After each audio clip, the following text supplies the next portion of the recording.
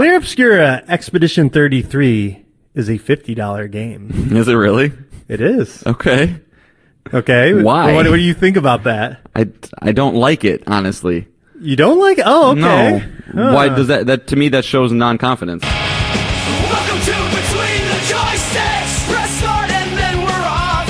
Nick and John, they've got the sauce. Breaking news and some hot takes. Even if there's some mistakes, Nick is captaining the ship, while John gives thoughts straight from the hip. But when their powers combine, we're all in for a hell of a time.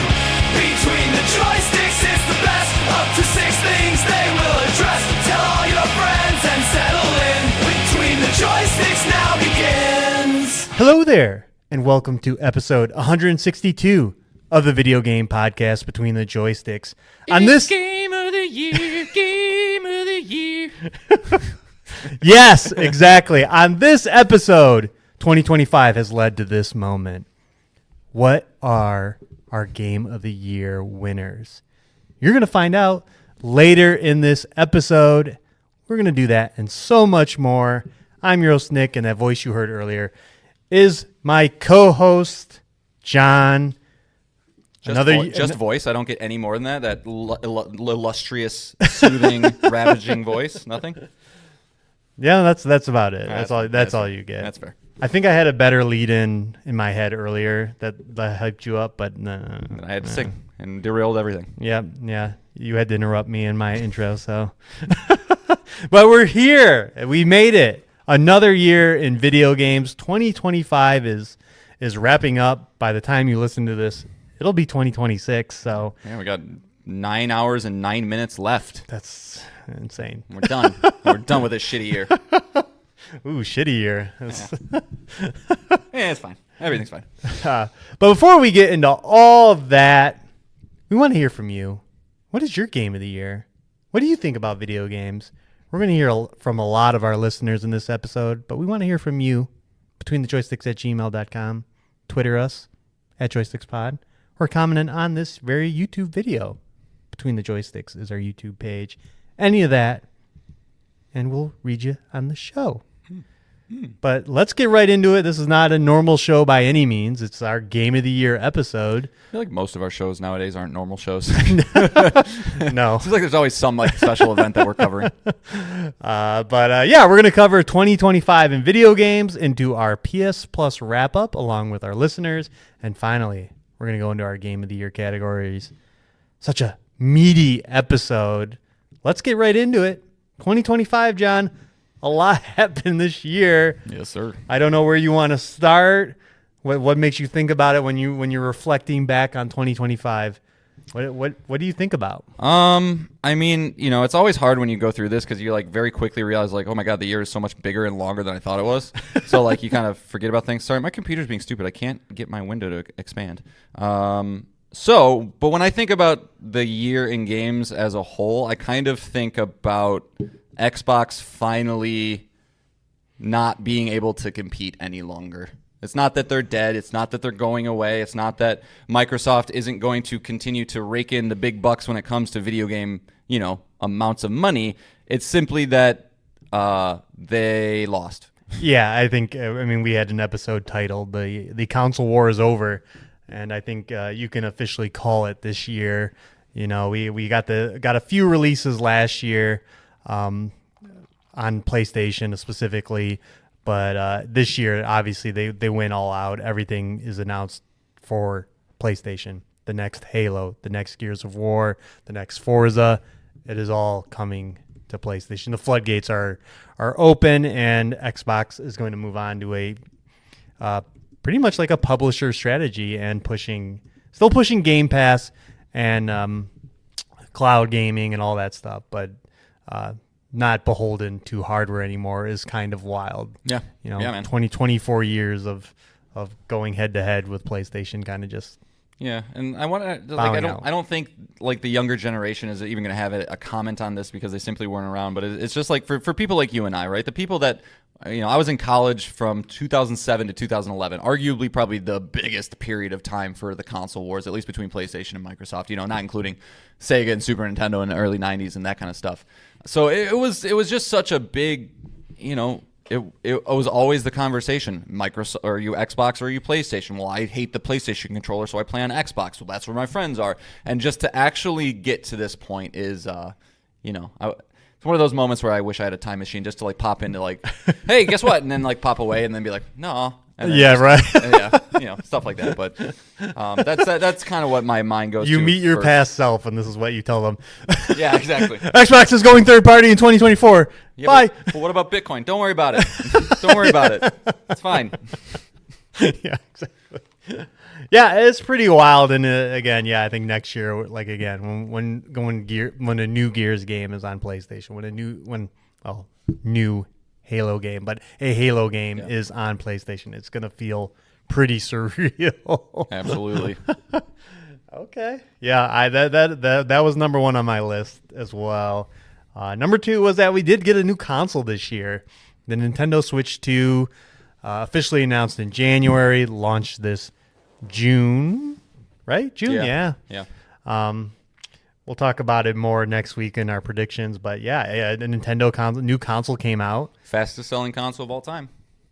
That seems crazy. I know, because I have that as well, of course, launch of Switch 2, but I also have is it a success ? And it's hard to say so far. We're only 6 months compared in. against what I guess is the hard thing. It seems like there's a weird juxtaposition of it being the fastest selling console and nobody in my sphere cares. Nobody really wants it. Nobody really is clamoring for it. It's just kind of a little too iterative, Yeah. between this and the Switch 1. So it killer app. definitely doesn't feel like it should. Well, like Mario Kart World, I think while it was a big success and all that stuff, didn't reach the heights I think some people wanted it to. Same with Bonanza. It seems like that game just came and went. I mean, it didn't make a splash at the Game Awards as we talked about. I mean, Expedition 33 helped with that, but just walking away with Best Family Game from arguably, the premier Nintendo development team, the team that worked on Mario Odyssey. You would think having that within the first month of launch of Nintendo Switch 2 would be a big deal, but like you said, it's just a weird vibe. Donkey Kong's just a tired character, I think. Again, the younger generation, I don't think they really care about Donkey Kong. So it'll be a big 2026, I think, for Nintendo. To really kind of see how they do, if they can continue or if they can capitalize on some forward momentum. Release that next Zelda or Animal Crossing or whatever. I know Fire Emblem and the momentum of the movie, up, the Super Mario Galaxy movie, that's the Zelda movie on its tails. Yeah, that's going to be. I mean, I'm assuming we'd get a trailer for Zelda next year, but I think at least Nintendo will be in the mindset when that movie releases, and maybe that will lead to some Switch sales if they just definitely need software to help out, but. Yeah, I don't know. Without one of your heavy hitters on the horizon, we'll see how good they do next year. Yeah. For my next one, and this one it's on a personal note, so I'm going to obviously capitalize it, but I'm going to rope in something else as well. But I mean, I do think, regardless of how I feel about Hollow Knight Silksong, that was a big story of the year.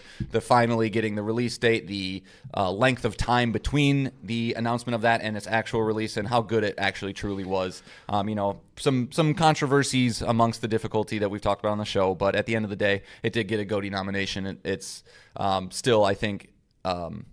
The sequel that Hollow Knight fans were hoping for. But also alongside that, I think...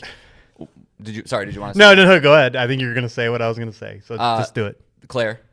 I have indie games dominated this year. Yep, indie games. Indies show that the best games aren't made with dollars. It's kind of like my overarching theme with it, is that cute thing. We did get shown this year that you can, the goal of any capitalistic company is to make as much money as possible. I understand that, but you can find success, you can get the acclaim, the dollars, all the stuff that comes with that if you have a passionate team, and you don't need to break the bank, you don't need to spend $200 million.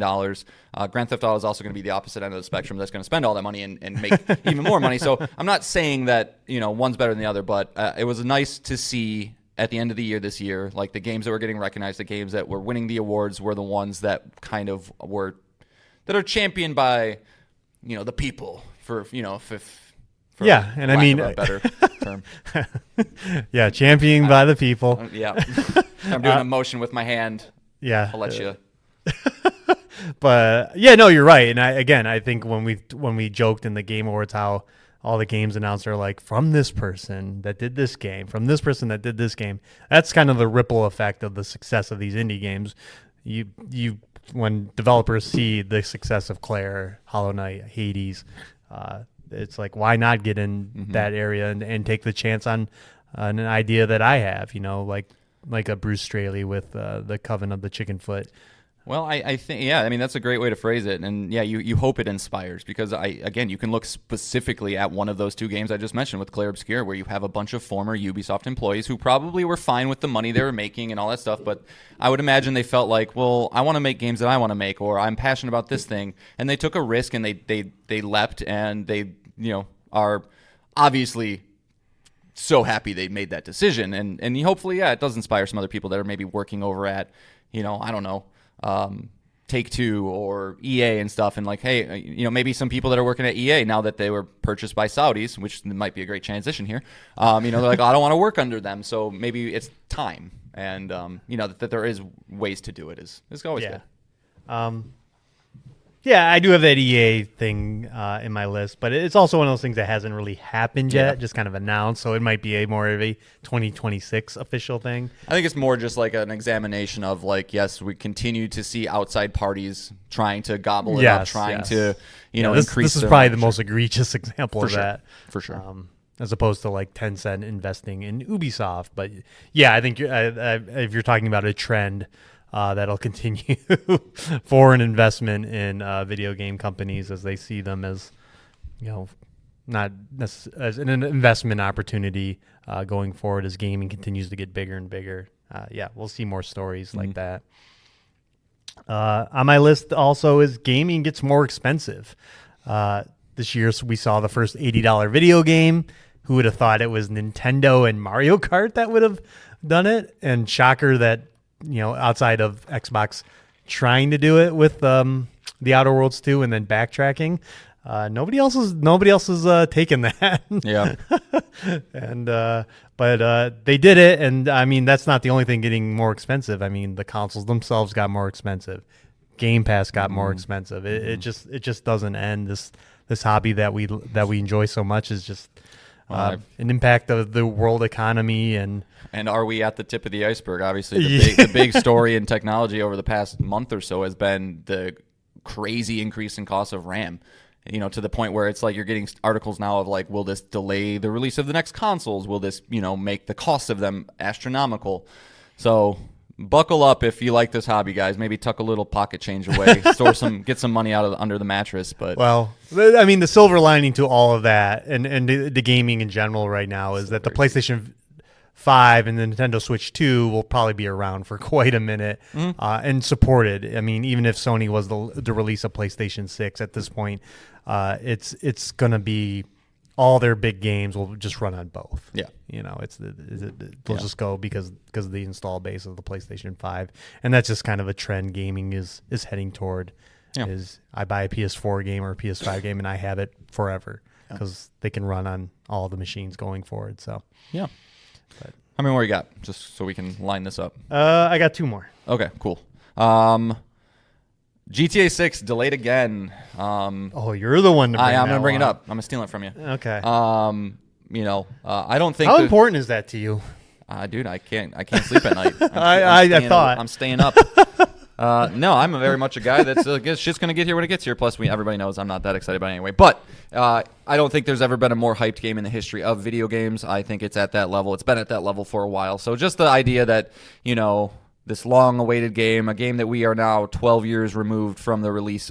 13? Was it 2012 or 2013 for 5? 13. 12 years removed, almost 13. From the release of that people are just so hungry, and you're getting the trailers, you're getting hyped for it, and then to get the rug pulled out, not only pulled out, but like pushed 12 months in the future. You're like, So, sorry, Nick. Sorry, everybody else besides me. But I think it will. I do personally, though, think that this is it. I don't think we'll see another delay. Obviously, there's a long time between now and then, but I do think that we'll see that we'll finally be able to play this game in about 11 months. Yeah, and I mean, going back to our predictions episode, you predicted this, and you're going to get the points when we talk about our predictions next week on our 2026 preview.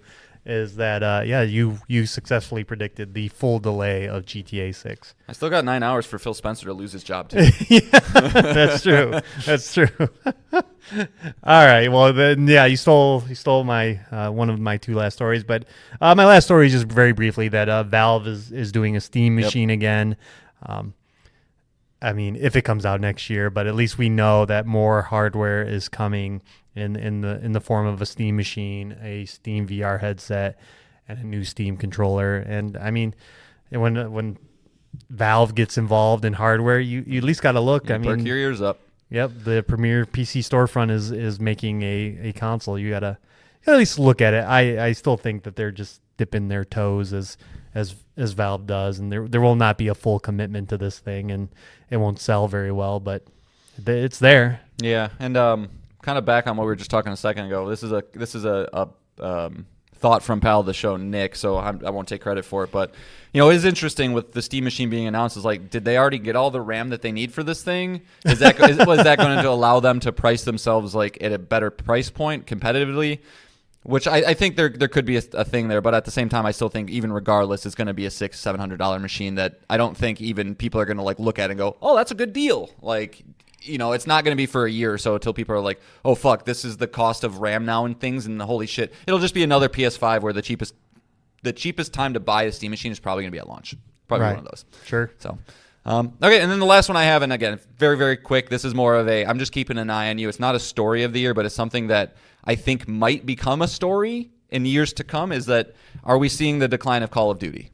Just throwing it out there. Battlefield 6 had a crazy, crazy launch. They don't release every year, so next year could be just like Call of Duty cleans up again. And it is, well, maybe not with Grand Theft Auto. No, but you know what I'm saying. I think. But is this a start of a general decline? Because I think people are just done with this franchise. Yeah, it feels like. And the funny thing is, Microsoft will take the blame, of course, because right, exactly, as they do a lot of their franchises. But yeah, I mean, with this year with Battlefield 6 eating its lunch, and then next year 100% Grand Theft Auto just destroying it. That game's got to come out. I mean, they might early October. Yeah, they might even. I don't know, man. Like, they had that statement after Black Ops 7 launched where it was like, we're not doing the same back-to-back franchise and stuff in a year. Like, my God, I hope there's somebody in the boardroom that's like, guys, let's wait a year. Let's do a historical. We're not releasing one this year. Let's make sure that the next one is as good as possible. And I hope that that makes so much sense in my head. And I'm not a bean counter, and I know that that's money off the table that they wouldn't get on that quarter or whatever. But man, I think that would be good for the franchise. So I'm just keeping an eye on you, Call of Duty. To keep up that cadence though of a yearly release. I mean, the truck's already going here. Yeah, the next year's Call of Duty is like whatever % complete. Right. Yeah. So that's why you have multiple teams and all that stuff. Right. So yeah, I don't know, but I especially when I think what was the first story we talked about this year, Nick? It was Microsoft pulling down. It's like, can you? I can see the string attached to those things. So it's crazy. We'll see if that continues to be a thing that's talked about. So yeah. I mean, they'll talk about it, but it's a little bit out of their hands, especially next year. Yeah. They just it's just but at the same time, it's like it's Microsoft's job / Infinity Ward and Raven and Treyarch and all those guys to produce a product that excites people. And so whatever you got to do it. I know it's easier said than done. It'll be interesting. Yeah. I think your point that they made about not doing back-to-back Call of Duty sub-franchises a year, but definitely them looking at what appears to be a failure of a year and then trying to respond next year if they can. Yeah. Like I said, the train's already left the station on the next Call of Duty. Will we see meaningful change in the next one at all? I don't know. Yeah. Okay. What if the next one is like, we were going to do Black Ops 8. God. Maybe they were. Yeah, Who knows? Man? Who knows? All right. If that's it, we can move into our PS Plus wrap-ups. Yep. R.I.P. Vince Zampella. Yeah. Yeah, we talked about that last week. I had it on my list too, but. Yeah. So fresh. Yeah. Gotcha. All right. PS Plus wrap-ups. Again, just like your Spotify wrap-up, like this cute thing that a lot of people do and it's fun to go through. don't get me wrong. That's why we're going to do it here. Real quick though, do you think there's too many companies that do this shit now? Because I got one from Duolingo, and I'm just like, what? What? I don't need to know that I beat 86% of Duolingo users. They're all free users that probably just don't like whatever. Anyway, go ahead. Sorry. No, you're fine. I'm just not tapped into enough I got like 6 applications that do it. So Yeah. I think I got one for my calendar. Oh, nice. Yeah. But before we get into the PS Plus wrap up, one of our listeners wrote in betweenthejoysticks@gmail.com with a question for our co-host John specifically, and how he manages to play so many video games, as we're going to learn in his hours played. And I feel like there's a strategic order sequencing here, Nick, to try and get me to, have to defend myself a little bit. But you're yeah, I have know. to a little bit. I've done this podcast enough. All right. So from our boy Julio out west, San Diego, right? Julio's our San Diego listener, I believe. Hopefully it's Julio. I hope so. Either that or Arizona. Yeah, one of the two. But our out west friend. Yes. Hi, guys. Sorry for not writing in a while. Life and work have been crazy, and I haven't had time to write in. Also, thanks for the PlayStation wrap-up invite, but unfortunately, I can't participate since I only played 4 games on my PS5 this whole year, including a couple on my Switch, too. My wrap-up looks like child's play compared to y'all's, so I'm not going to try to embarrass myself, haha. But this does lead me to a question for John, though. I find myself relating a lot to John when it comes to not having much time when it comes to playing games. I'm either busy with work or with my family, and so I don't play as much as I would like. In the meantime, my backlog gets longer as the time passes. My question is, with everything you do, John, how do you still find time to play? Is there any advice or tips that you can give me? I've tried taking some games off my backlog that may not be worth my time to play depending on how they review, but that still doesn't help me with my time management of actual gameplay. I take so long to finish games, I don't know if maybe I should change to shorter games, but I'm a huge fan of single-player open-world action-adventure games, so I don't know how well I would adjust to that. I sometimes even consider that maybe I should stop gaming permanently just to not worry about it anymore, but it's just one of my favorite pastimes to do, just to escape reality for an hour or two. If y'all have any advice on this, I would greatly appreciate it. Keep up the great work and looking forward to the next episode as always. Thanks, Julio. With the amount of y'alls, I'm wondering if he's like down south. Anyway, great question, Julio. This probably is going to be a little bit long of an answer because I'm going to have to fight off some attacks, I feel like, from my co-hosts across the table here. Let's. I mean, it's been a theme of like the last few episodes is how much you've been playing games, completing games. I mean, you just beat Claire. We're not going to talk about that here, but that's another game under your belt. Yeah. You seem to have found something recently, and a lot of it is motivation to play games. You know, you're hyped to play again, which is great. You're on that hill as we talked about. But yeah, how are you finding the time? Well, first and foremost, we're just going to kind of dissect your email here a little bit, Julio. It's like I think you are onto a big portion of it. A big part of my gaming ability is, I think, twofold. It's my open-mindedness when it comes to gameplay experiences. Like I will not write off things typically unless if there's something just that I know is not going to be my jam, right? And I've kind of, unfortunately, and this is something I had to fight with because I didn't want it to happen, but it did, is that I have kind of learned just big open world games are not it anymore. With rare exception, right? I just beat Claire, but like I had to like kind of carve out some time in my gaps to be able to do it, and I do it over many periods of time. I think looking at your 4 games on PS5 for the whole year, despite the amount of hours I've played, which we'll talk about in a second, I booted up 86 different video games this year. Like, and obviously I didn't beat all those. I think I beat 17 games this year. Right. So like a fourth of that. Yeah. So I'm very open-minded to find the things. And granted too, like I do like those shorter indie experiences. So like finding, 1,000 Times Resist or finding Thank Goodness You're Here. Like those are the type of games that I try to make sure that I'm giving them just as much attention as I do the big releases. So that's a big one. The other one, and this isn't going to be conducive to a lot of people, but like I do, for better or for worse, like schedule my time out. Like, this, Julio, as a dad, you have your kids have a routine which causes your life to have a routine, right? My routine is that my goal is to have my kids in bed by 9:30. Now, luckily, I have a wife she's a big reader. So, like, when nighttime comes, she's not usually like, hey, I want to do something. What are you doing? What's going on? It's like she does her thing. I do my thing. And so almost every night I can get 1 to 2 hours. And I'm very consistent with that. Like, despite what I talk about on the show of never having time, like, I will get home from a friend's house. Let's say this happened the other night. I was actually at Pella's show, Will's house, watching a hockey game. I was there till, I don't know, 10:15, 10:30, and I got home at 11 o'clock. It was a work night, right? I had to be up at, I don't know, 7:30 to get my kid to school, and I decided, I'm still going to go play an hour and a half of video games. Like, I make sure that I do it because it doesn't feel right to me if I don't have that time to just unwind. It's a brain thing. So kind of, raising it up on the list of priorities. Like, I don't know if you have any other hobbies, Julio, like if there's other things that take your time, like if...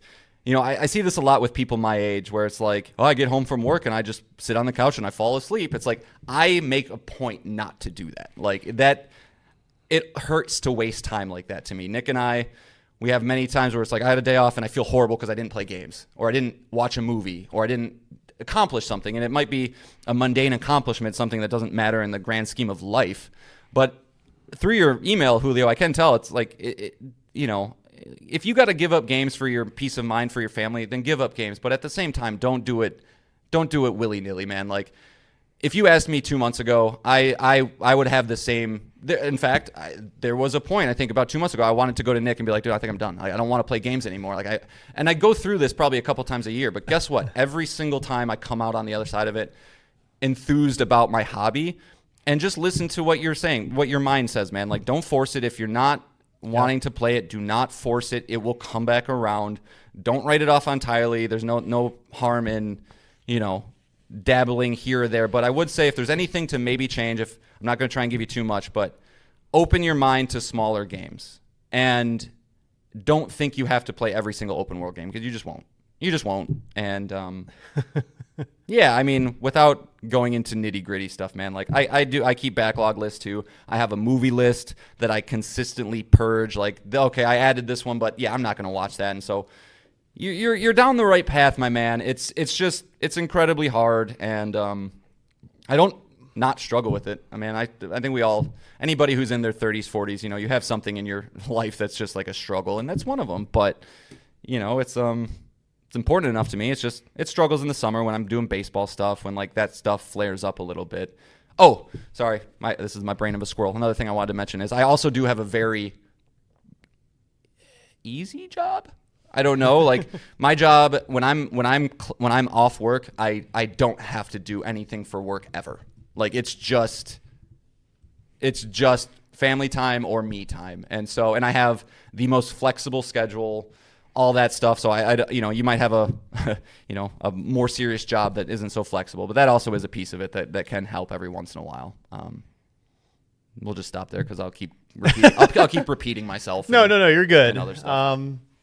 Yeah, I mean, just don't be so hard on yourself. Let go of, like FOMO and, and as John mentioned, if you're not enjoying a game, just don't play it.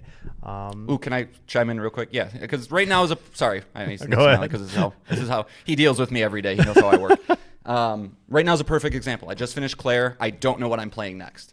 So I booted up Blueprints. I booted up Rogue Prince of Persia. I booted up Silent Hill F that friend of the show will let me borrow. And I'm trying to find what the next one is, something that like is going to capture my attention. But like if none of those hit, I think I'm just going to play Fortnite with my son until the next one comes around that does. Like, I'm not trying. I used to be that way. I used to have to buy everything. I used to have to, I have to at least beat it. Otherwise, I can't have an opinion on it. It's like, no, I know my taste now enough to find the experience I want in that moment. Like, right now, I'm fighting off Arc Raiders really hard, which is weird, right? Fortnite as playing games with my son has been like, oh, this is a new experience. So, like, I'm like, should I play Arc Raiders? But maybe one day, but I'm constantly evaluating, constantly thinking about what fits the moment. That's and it's a little aside, but to your you just sparked something in my brain. That is an interesting dynamic that you started with your son, and it'll be interesting where that goes. Like again, will it be just Fortnite and Rocket League, or could it expand, like you said, to an Arc Raiders and more cooperative games that is open now that I mean, I guess you're not explaining much. Did you say you got your son a PlayStation? Did we say that on the show? I don't know if we did. So, yeah, good point. For we're sorry, Julio. We're a little aside here. We'll get back to you. I promise. yes. So yes, for Christmas, Levi, my son, got his own PlayStation. So it's allowed us to play co-op and multiplayer games that operate without split screen, right? So he's got his PlayStation upstairs. I got an extra account again, so I have all these games. He can try them out too.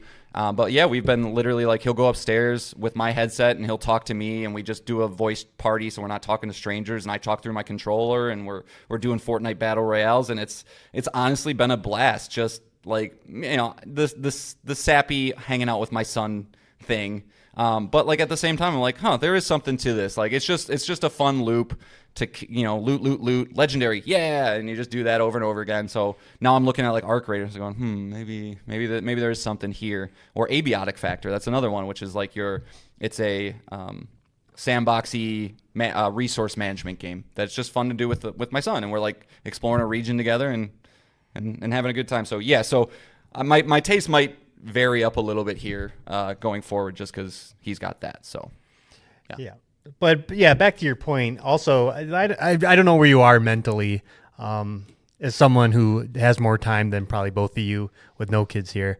I'm not playing games at all, even with all the time in the world, and I definitely attribute that to some kind of depression. Mm-hmm. We are from the Midwest. Seasonal depression is a thing here, and it might just be a lot of bad factors. My diet has been terrible for the past month, you know, with Thanksgiving and all these just parties and events and funny, mine has too, and it's caused me to want a game. So it's different for everybody, right? So I don't know, you'd be a little introspective, be like, there could be more to what's going on with you, you know, than just I don't have time. Maybe it is an energy thing. It is a mental thing. Like, you know, again, staring down Kingdom Come Deliverance 2 and Metaphor, 80-hour just to beat the game. Mm-hmm. It's intimidating, and that also might be a factor in why I'm just like, So, you know, to John's point, just try a bunch of games. You know, maybe schedule some time. You know, talk with your wife, get it on the book, so you know, like, hey, Thursday night, wife's gonna give me 4 hours to play. I can you know, I can get out of my head about, I got to find time to play. I have no time to play this FOMO. And then, you know, like, hey, Monday, Tuesday, Wednesday suck. I'm busy with the kids. I'm busy with work. But I know Thursday I'm going to get this release. I'm going to get 4 hours dedicated to gaming to this time. And, you know, maybe that'll do the trick. You know, when you don't have the looming threat of other outside influences and you just can sit down and game, that might help. Yeah, absolutely. And two last points that I want to make is just a quick counterpoint to what Nick just said, just because this does happen to me a little bit. And it's not that your point's wrong at all, but like, I'm just trying to relate it to Julio, who likes big open world games. Even when I have 4 hours from my wife, I often go, what's the point? I have to do 20 of these. Like, I don't have 24-hour sessions to do it. So, like, that's where the small games really help me. Right. Where it's like, oh, cool, I have a day. Sometimes the funk gets snapped by just playing a thank goodness you're here, right? You can sit down, you can do it, and you're done. And you go, woo, that was cool. Now what else is there? Right. What's 4 hours in Kingdom Come Deliverance 2? 5% of the game? What's 4 hours in 1000X Resist? Half of the game? Exactly. You know, that's where I think opening your mind a little bit. And my last point here, Julio, is if you don't have it, I would say get 1 month of PlayStation Extra. It's $15. Get 1 month of it. You know, if you only played 4 games last year, that means you don't have it. And I'm pretty sure. You know, download it. Try out Blueprints. Try out some roguelikes. Try out, you know, just a couple different experiences that are interesting to you. I guarantee there's something in there that you've wanted to play at some point. And, you know, start to, like Nick said, be introspective and figure out what it is you do like about games. Is there anything else, you know, left on that bone for you? Or you might find that, you know what, none of this is hitting, and I don't know. And then you got to evaluate your life in a different way. But I would start with that meaty 15 minutes we just gave you. Yeah, and right back in. You know, we can be your little gaming therapist. Mm-hmm. Mm-hmm. But no, great question, and again, it's something that, like I said, that we just kind of brush off on the show all the time. Like, oh, John's down on gaming. Oh, Nick's down on gaming. That just means we're depressed. well, it means something, right? Yeah. It could mean a lot of things, but yeah, we never really go into it, right? Like we're just like, oh yeah, I'm just not feeling it because, like John said, it comes and it goes. So, but we're here for you. We're here for all of you. Yeah. You know? No judgments. All right. I only judge my co-host. So let's go into our PS Plus wrap up. Where there'll be plenty of judging going on. We'll kind of, again, PS Plus wrap up. They give you your top 5 games you played that year. They give you your hours played, and they give you how many platinum trophies you earned. And we're gonna go through mine and John's top 5 games, and then we're gonna have John guess. We have 4 other participants beside ourselves. Pal of the shows: Mark, Jesse, Freddie B, and Will. Great. So, Perfect. John, do you want to go with your top 5 games? Sure. Hold on, I just have my wrap up. And hopefully let me get to. If you're playing along, you can be like, I wonder how many what are- platinums he's got. I wonder how many hours he's played based on the games he's got. Hopefully this will inform some decisions. Off the top, man, it's just like every time these wrap ups come off, I'm just like, God damn, that was this year. That was this year. Holy shit! I put 120 hours into Hollow Knight this year, the first one. Yeah. And I was like, yeah, of course I did. I got the platinum this And year. we can be, and if But you shit. if you're a yearly listener, I'm proud of John. His 5 games are not his son's 5 games. Yeah, well, one of them is. One of them is. So yeah, 120 hours for Hollow Knight Void Heart Edition. That was all platinum chasing. Can I, real quick. I have a tendency to leave my games just running. I just want to say that off the top. Because a lot of these are like, what? It doesn't make sense. Final Fantasy X, 106 hours this year. Like that just, it's a 40-hour game that I've beaten 5 times. So a lot of these, like, I think I just leave them running. But aside the point. PlayStation doesn't lie. I know. Number 3, MLB The Show 25, 74 hours. I would say 80% of that is my son. 20% of that is me playing with my son. Number 4, Ghost of Yote at 58 hours. And number 5, Hollow Knight Silksong at 53 hours. Oh, really? Okay. Yes. It changed because it was Ball X Pit when you gave me Oh, your yeah, list. it was. So what did I have, 52 hours for that? I'm not tracking the hours. Okay. It is funny because, like, I did boot up Silksong, like, the other night for, like, 5 minutes. And I guess that was enough. Okay. Yeah, good list. Good list. All right. On my end, my top 5 games were: number 5 was Clear Obscure Expedition 33. Number 4, Ghost of Yote. Number 3, Death Stranding 2 on the Beach. Number 2, Elder Scrolls 4 Oblivion Remastered. And number 1, Marvel Rivals. With how many hours? It's over 200. Wow. Wow. Surprised you haven't jumped back in to see all those butts. Yeah, no, I have. I've been. I did. No, I take that. 2 weeks ago, I jumped in and I saw those played butts. Gambit and Rogue briefly, but no, not since then. And they are, Cyclops is coming, right? He's been in he was in the trailer for the reveal of those characters. Okay. But but as we saw at the Game Awards, he's not next. It's Deadpool and Elsa Bloodstone. Oh, right, so. right. Okay. All right. So the next 4 are our listener submitted ones, and John's gonna have to guess. It's gonna be hard. Are you giving me the games and I have to guess who that is? Yes. Okay. All right, cool. They're all playing the same shit. All right. I have first up, and then again, I'm starting with 5 and then going to Okay, their well, most played. Jesse, Mark, Will, Freddie B. Freddie B. All right. All right. And it's hard. Like some of these listeners, this is their first year, so it's not going to be easy. But we're going to start with this one. Number 5, Borderlands: The Handsome Collection. 4, Green Hell. 3, Stardew Valley. 2, Dark Chronicle. And number 1, Call of the Wild: The Angler. Wow. I mean, who was it that wrote in about doing Yeah, if the you've been Borderlands 2 stuff? Yeah, that's the big clue. So it's Mark. Yeah, there Yeah, you it's go. Mark. Yeah. All right. 1 for 1. Call of the Angler, huh? How many hours? Does he have hours on that? I can go back, but no, I don't have. Again, I didn't collect that. So is information. that I don't remember is if that he wrote fishing in. then? Angling is fishing, right? Yeah, he's a fisher. He's a fisherman. Hey, first off, Mark, that like in real life, there's no place I'd rather be than whatever the cover of that is. In a mountain lake with that view. I'm all about that. I'm just not a big Fisher guy. All right, yeah. So 1 for 1. Next up, number 5, The Last of Us Part 2 remastered. Number 4, Hollow Knight Silksong. Number 3, Hollow Knight. Number 2, Yakuza Like a Dragon. And number 1, Death Stranding 1. Jesse, Yeah. because he's a Hollow Knight boy like me. Yep. Death Stranding 1. I mean, I guess it's a long game. Makes sense. All right, next up, number 5 game, Stellar Blade. Number 4, Ghost of Yotei.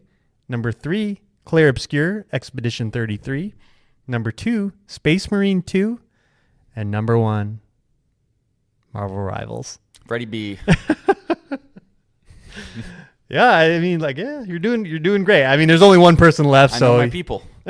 And also, I really know Will really well, so I'm going to be able to call his out. that's why I saved him for last, so Yeah. you wouldn't. But yes, Pal of the Show Will is our last entry. Number 5, Indiana Jones and the Great Circle. Number 4, Clair Obscur Expedition 33. Number 3, Ghost of Yotei. Number 2, Metaphor Refantasio. And number 1, Death Stranding 2. Man, if you had Metaphor this year, you got it pretty close. Pretty close That's list. true. But yeah, no, it's great list of games there.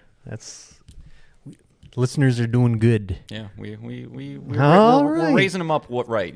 We're teaching them the right things. All right, so now we're on to hours played. Nick's been waiting.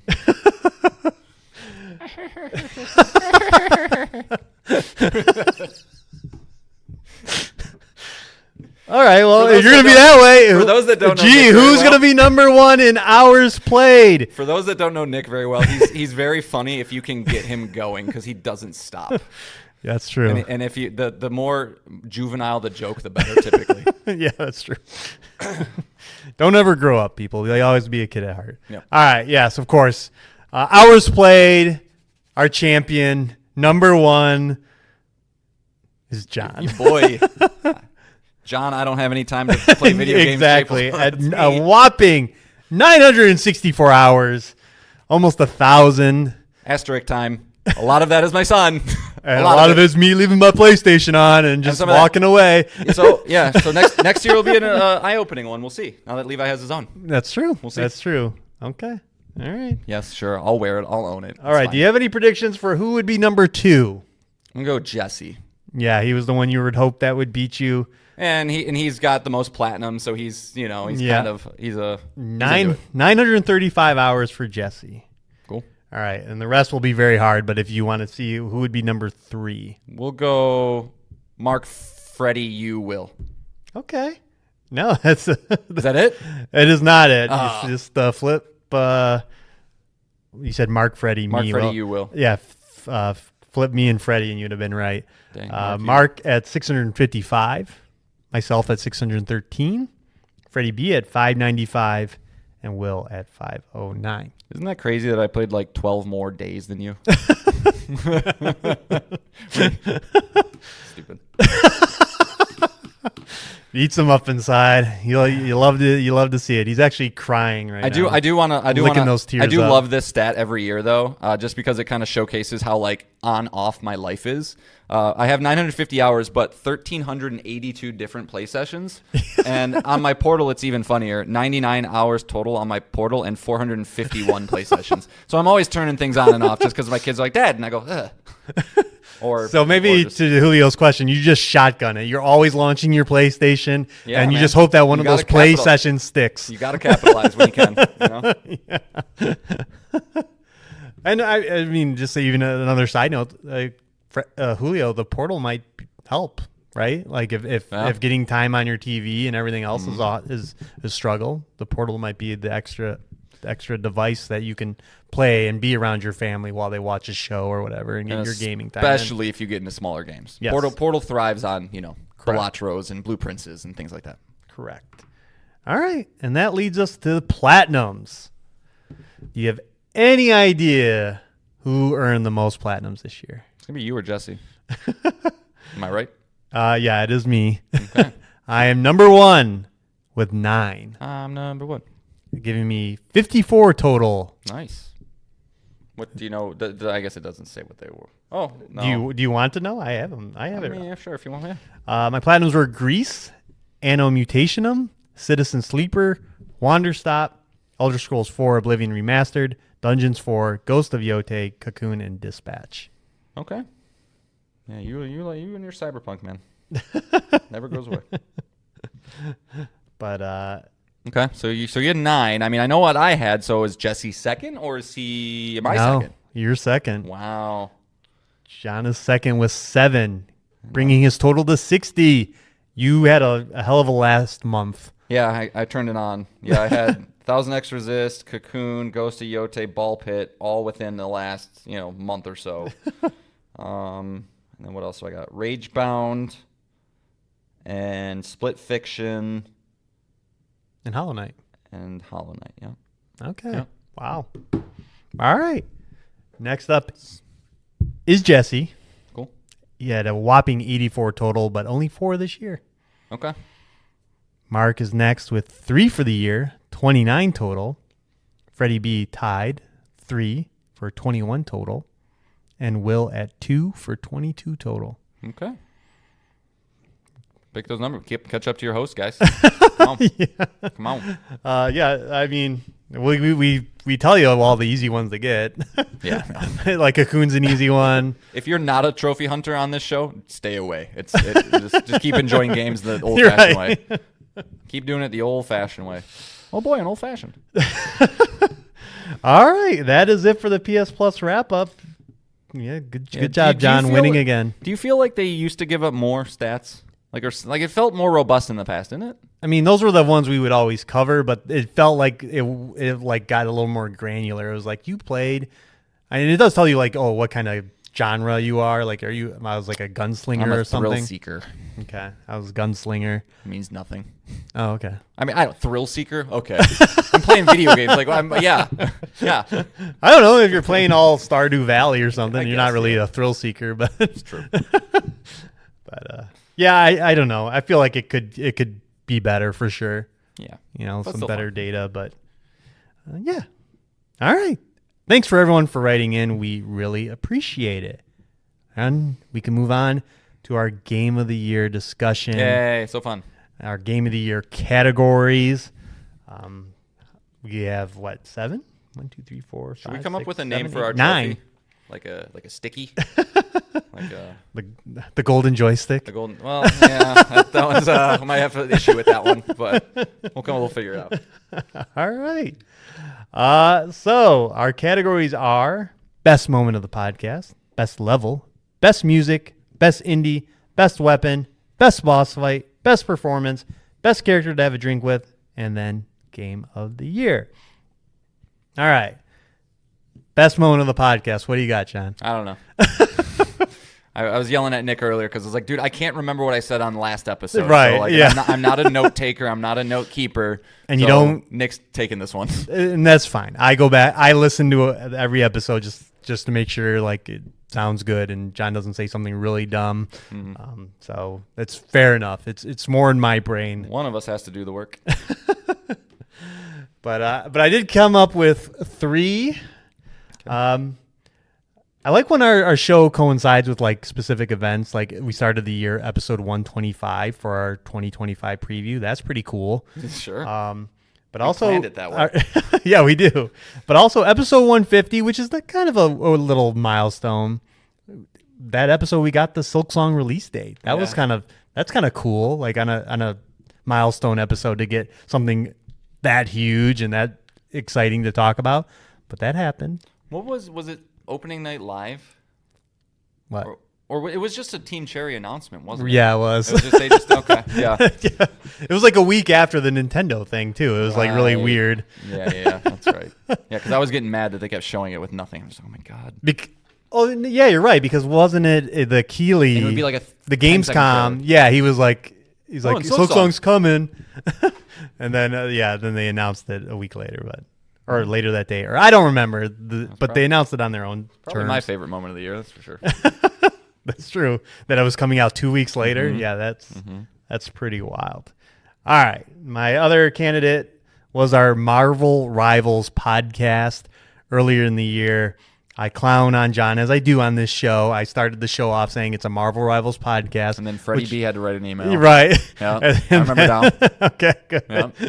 Yeah, and then I was like, all right, we'll give you a break from Marvel Rivals. And then our listener, Freddie B., who also has over 200 hours in Marvel Rivals, wrote in. So it was great. It led to John, the most reaction from John. I think he sunk in his chair like 6 feet at the time. And he was so mad. Cue 8 months when I'm playing Marvel Rivals with my son. But nothing compares to the best moment of the podcast. Is a great moment on the show. Earlier this year on the show, I surprised John. He had not learned this with the price tag of Expedition 33 and his response to That's a good one. Game of the Year winner Expedition 33 having a $50 price tag was that it meant that the game is low quality and he will have to live with that guilt forever. Yeah. I believe I said it's possible that it's low quality. It's fine. Yeah, Well, I'll you own it. said you don't like it Did you because by any chance watch the latest Bossman? yeah. Okay, because he's talking about his Marvel Rivals video. Yeah, He's yeah. like, this is going to be not a thing. Yep. So I feel like him right now. It happens, right? Of all the we get so many things right on this show, we get so many things wrong, but that was a funny take, and obviously he's got to eat crow on it as it wins the most Game of the Year awards ever. Game of the Year winner, not quite as low quality as we thought, but No. as John said at the beginning of this episode, obviously. This is the beacon. This is the lighthouse, Expedition 33, for all developers to look at, Right. for how they should develop a game and price a game too. Not every game has to be $70 or $80. $50. It works. Yeah. Wonder if they're mad at all about it. I'm sure they're not. They're like, we're doing fine, but yeah, they could have got away with 70 and there wouldn't have been a single article. Wouldn't have been a single thing from anybody, That's true. which is fine. Like, That's whatever. true. It's consumer friendly. It's good. Yeah, yeah. I mean, yeah. Well, I don't know how many. Again, how much the money made, but yeah, I wonder Right. if oh yeah, you would have made an extra $200 million if you win $70. Right. I mean, like it's not negligible. Is I guess what I'm saying, right? Like 20, they sold. It's probably approaching 10 million copies, maybe. Right, Oh, we'll say 5, but that's $100 million. right. So, yeah, it's not nothing. But But they're doing all right. I don't think fine. they're worried. they got the president of France congratulating them on every stage he's on right now. All right, so that is obviously the winner for me. Is a good one. Is just incredible. But who would have thought? Yeah. We also on this show last year said Expedition 33 was something special when it was revealed last year, June, on this show. So can't get them all. Yeah. See, look to Xbox's partner showcase. See if they got the next Game of the Year winner there. It's true. That's true. That 100% is happening next month. So Yeah. it'll be exciting. All right, now we can move on to best level. What do you got, John? All right. So I have three nominees that I'm going to read for each of these, and then I'll pick a winner. So the And best. by any chance, if we have a boondoggle, I'll let you know. Cool. This one is definitely not a boondoggle. So this year no, that's a weird way to start this. So number 3, best area from Silksong, in my opinion, is probably the Coral Chambers. It's an area of the map where there's kind of this cogwork aesthetic with music that fits perfectly and has probably my favorite boss fight in the game that we may or may not talk about in a little bit. But the Coral Chambers is pretty awesome. Second, I have, because I played it this year, the song from Alan Wake 2. I don't know is there a specific. I mean, I know there's a title to the song. Yeah, it's a level. I forget what the level is Yeah. called, but yeah. We Sing or something like that. Right, yep. So that's a legendary level. I don't think I need to tell anybody, but I do like the Ashtray Maze a little bit better. I will say that, which I think might be a little controversial for people. I just appreciate the Ashtray Maze a little more. I mean, the idea was definitely more original, and now the expectations there, right? We talked about that with Control Resonant, is they're going to have to outdo both these moments. Yeah, that's And they- like their and they'll- calling card. now, Right, so right. you better Yes. have one. But the best level of the game, a level that Nick unfortunately got to the precipice of and didn't do it yet. Maybe one day he will. But that's the final level in Split Fiction, aptly called Split. Spoilers, slight spoilers. I don't even know. Do I want to spoil this for you? You can, yes. I can. Okay. So, much like the name of the game. I want to know because people have been talking about this level forever. Yeah, so I mean, it's kind of what you would expect it to be. It's just executed at a phenomenal level where you get to the final level and the worlds merge, right? So you're playing as Mio and Zoe. You're playing as them in their respective worlds, and there's like cube things that kind of come through and change as it floats through the level, and you're constantly doing, as opposed to the whole game where it's like we're in the fantasy world, we're in the sci-fi world, we're in the fantasy world. It's like it Right. finally merges the two, and you're kind of having to, with your partner, obviously, that you're playing with, tackle even more than you already were at the front end of it. But it's a visual showpiece. It's programming genius, probably. It's one of those things that that's some top tier video game stuff, and it's pretty cool. Okay. Yeah. So that gets my sticky. Does that mean you're winner? Yes. Oh, sorry. Yeah, I guess I did order. Sorry, I meant yes. Split Fiction is my winner. Okay. I ordered them. I read them in the sequencing order, but Okay. Yeah, that's my winner. Okay. All right. My 3 are first up, the Mad Train from Shinobi Art of Vengeance. I don't know why there's a thing about video games and train levels. That is level. awesome. No matter it be a beat 'em up like Turtles in Time or Uncharted 2 or this level in the game. It's just a cool set piece for video game stuff. Yeah. And it has all the tropes too. You get chased by a helicopter or a Harrier jet. I forget exactly what it is. But There's something about being on a fast-moving thing with the backgrounds flying past Yes. you, and like you usually see. Yeah, I'm watching it now. You see the streaks of the wind going past. It just always adds a little bit extra. Yeah, So, it's just- you're right. Trains are good in video games. and next up, I have Giza, the level from Indiana Jones and the Great Circle. This matches the scenes in Raiders of the Lost Ark, the Indiana Jones movie. This is like where the first level was the Vatican, and it kind of slowly introduces you to your systems. And the opening of the game is the opening of Raiders 2, so that's a little nostalgia. But this was like when I played it, and I'm like, oh, I'm just playing an Indiana Jones movie now. Yep. You got the Sphinx. You got a bunch of tombs to explore. It's just an overall just great area that kind of encapsulates what the game is and the ultimate Indiana Jones fantasy. And that area of the game is just incredible and just reached it up to an upper echelon for me. Yeah, no better place to adventure than ancient Egypt. I mean, they have all the artifacts, That's true. all of them. That's fair. Every single one of them. Well, when you have to, what is their part of their burial process to put them Yeah, bury their kings Yeah. with all their They knew what they were doing. their possessions. They knew. And then my final candidate for this award is Shivering Isles, the Elder Scrolls 4 Oblivion Remaster DLC. I had never played it before, but I had heard great things, and it lives up to the expectations. Not only is the central town in that just awesome, it's bizarre. It's got 2 different themes to it, because this is what's the trickster god, Shiro-Gorath or whatever. Oh God, I don't know. In Oblivion, I would have known 6 Sheoth? months ago. Is it Sheoth? I don't know. Okay. But you can look it up. I should know off the top of my head right now. But Shivering Isles is just an amazing location in Shio-Gorath. Shiro-Gorath. There you go. Good job. I was close. Yeah, pretty good. And honestly, one of my favorite regions in all of the Oblivion games I've played. Between this and Skyrim, it's just.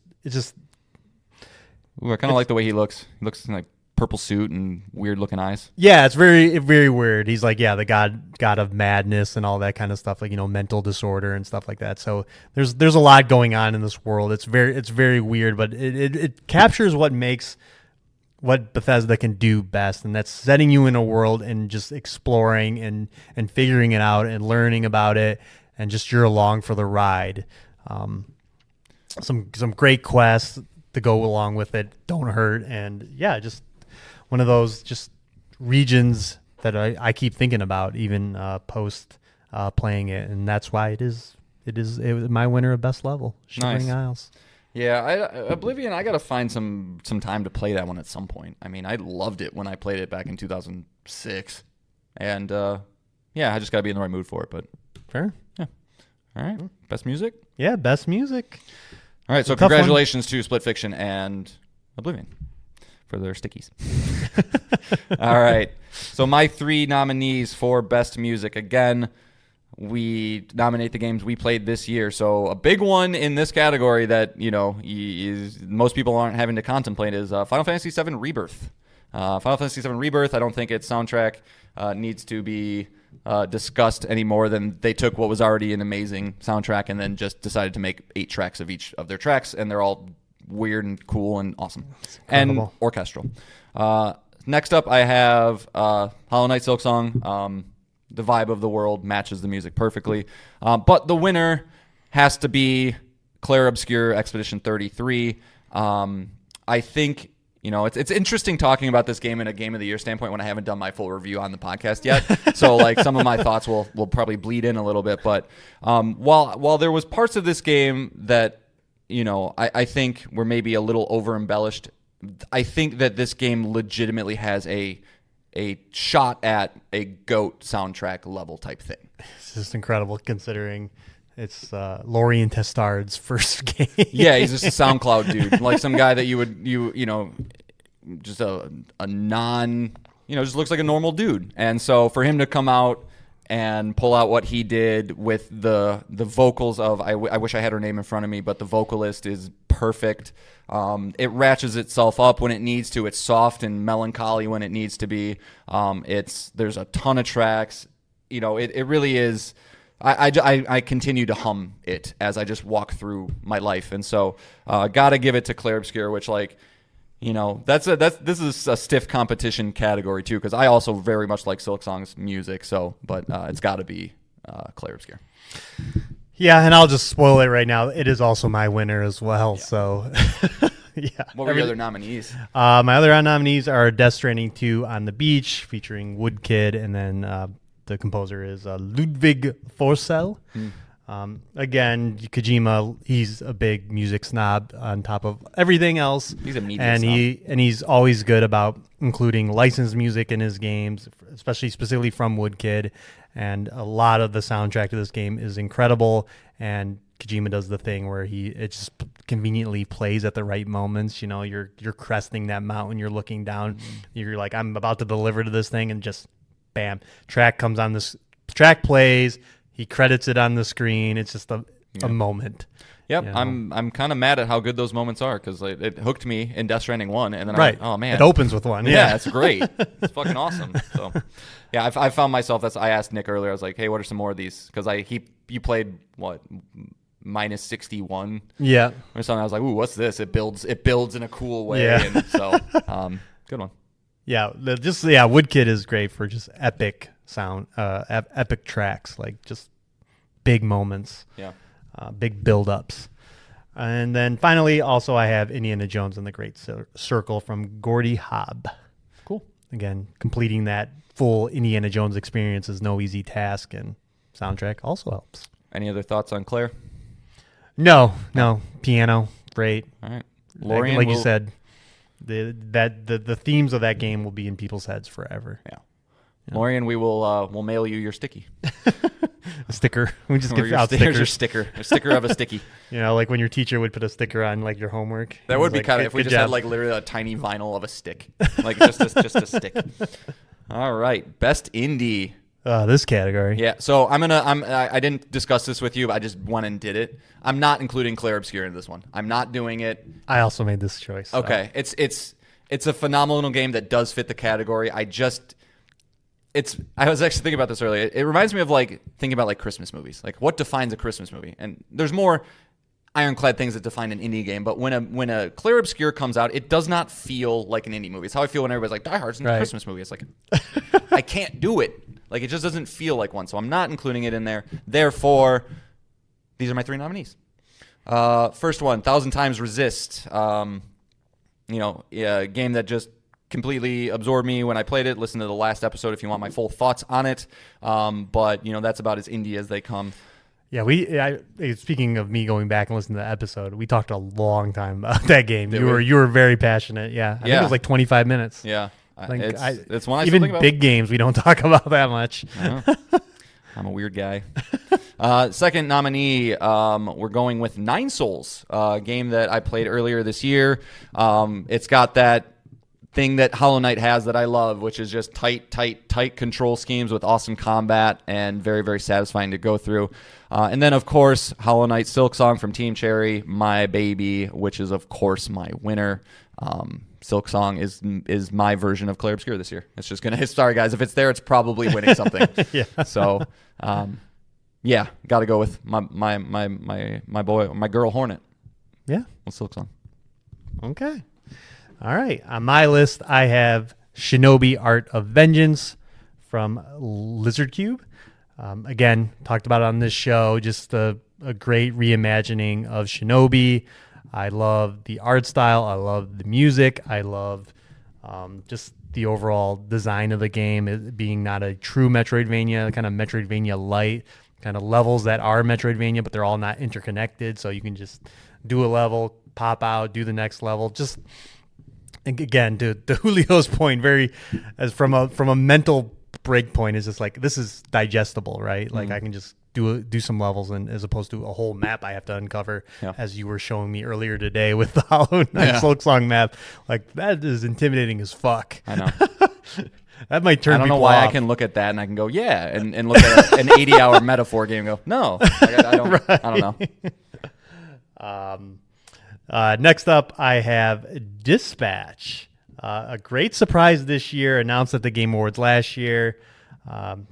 Should have been a little bit more nominated, I think, this year, but kind of came out a little too late. But loved every second of it. Was able to play through it multiple times. Saw all the endings, got all the trophies, got the platinum, and just an awesome superhero workplace comedy that just works in that Telltale style adventure narrative game. Just what else can be said? We've talked about it a lot, but yeah, I gotta get to that one at some point.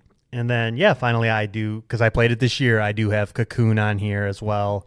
Another indie game I platinumed, played through, and loved every second of it. I think when I come to a lot of these games, it's like, what games am I aching to go back to when I'm not playing it? What is on my brain when I'm not playing it?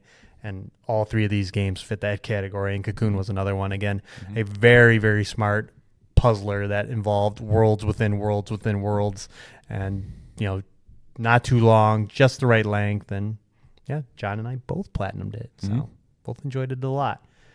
But my winner, my sticker, will go to Dispatch.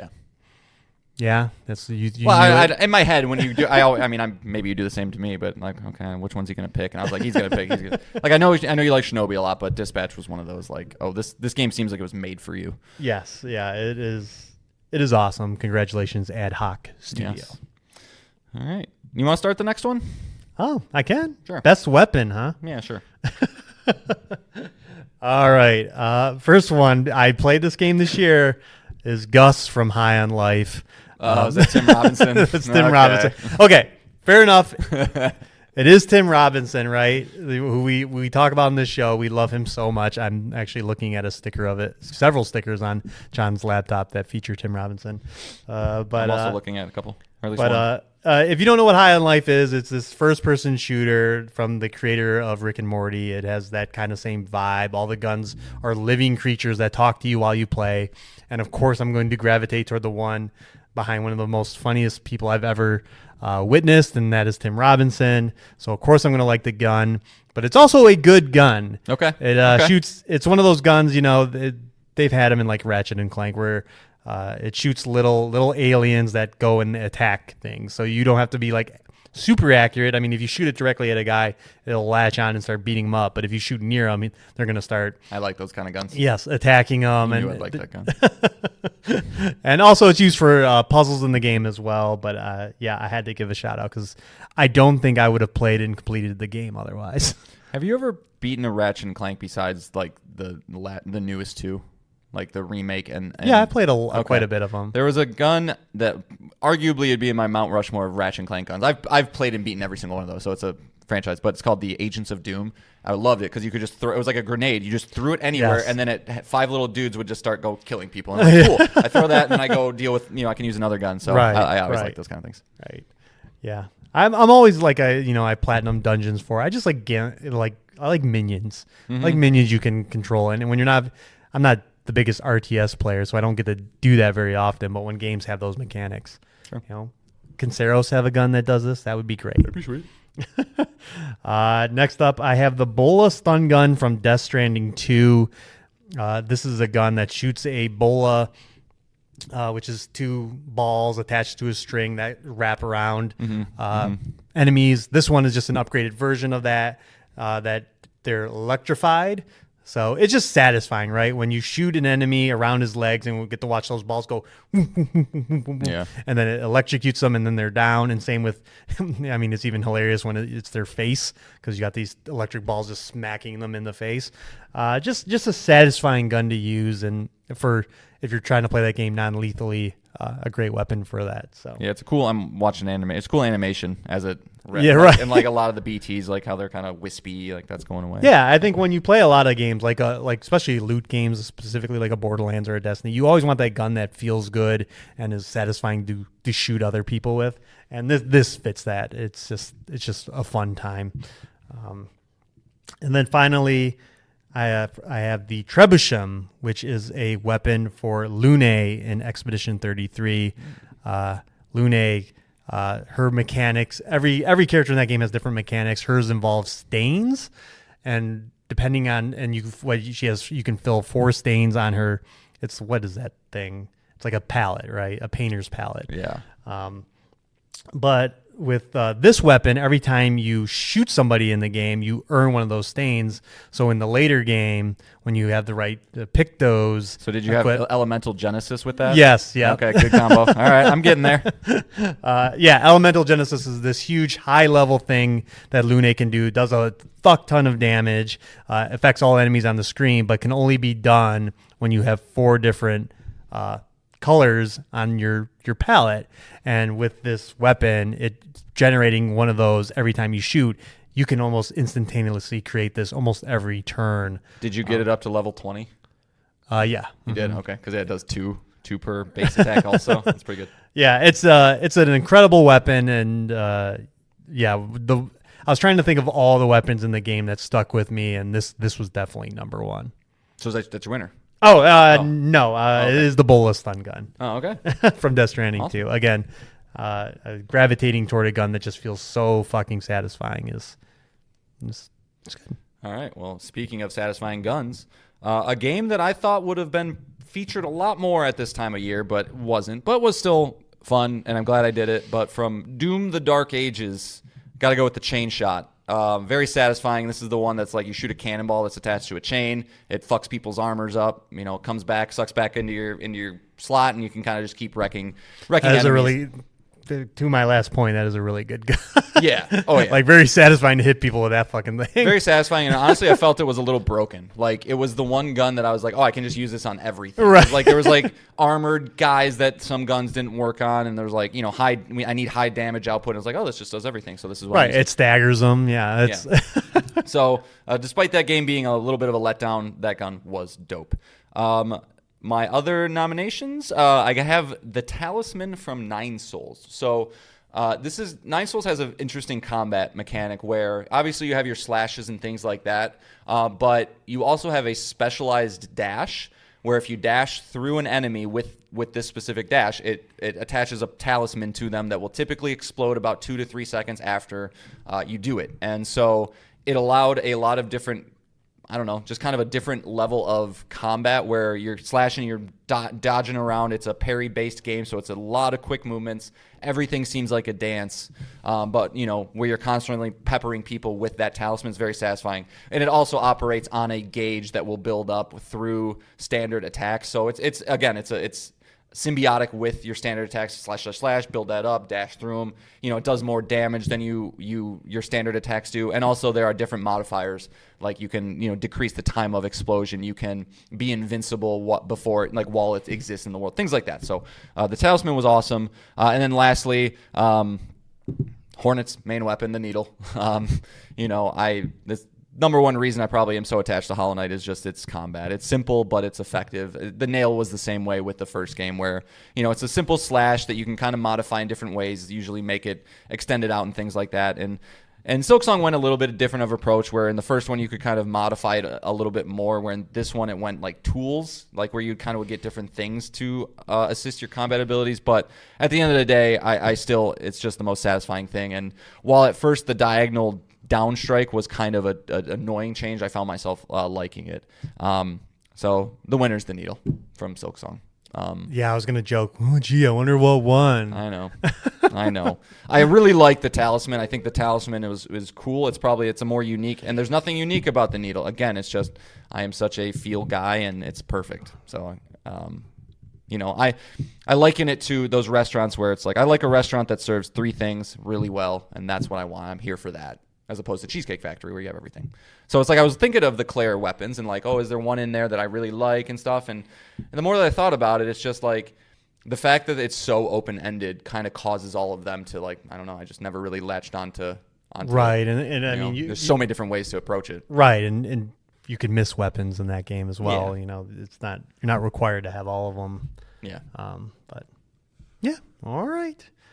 On to best boss fight. Speaking of Claire, I have the Lamp Master from Expedition 33. That was a good one. Yeah. Good music. I think this is very early in the game. I think up to this point, you're used to the combat mechanics of the parrying and the dodging. But this is the first boss fight where you better pay attention to what the boss is doing. This boss has like a bunch of arms, and they're all carrying lamps. And if you don't pay attention to which lamps light up in the same order, and then shoot those lamps in that order, it's going to hurt. And I think that's what the game is trying to convey to you is like, hey, when you're in fights, it's not just beat up on these guys, dodge, parry, beat up on them some more. It's like, pay attention or you're going to get fucked. Yeah. And I think this is just a cool fight, cool location. I think when you walk up to them, you're like in a tunnel and all the lamps on the floor start lighting up. Just the overall great lead up and big stuff happens immediately after this fight. So yeah, it's a moment. Next up, kind of not fair, but I do have the boss from Metal Gear Solid Delta Snake Eater. I went back and I played that game this year, and it's been a minute. Obviously people like the end and the other bosses in the game, but the boss fight is still up there. You fight her in this giant white field. It requires all the mechanics you've learned in the game to avoid her because she's just like you. She is the person that trained Naked Snake here, and so you have to kind of outsmart her. And just a great location. Again, great build up, some revelations in the story at this point, and into what Kojima does best, some memorable boss fights. Mm-hmm. And then finally going back to Expedition 33, I have the Paintress, the lead up. This is it.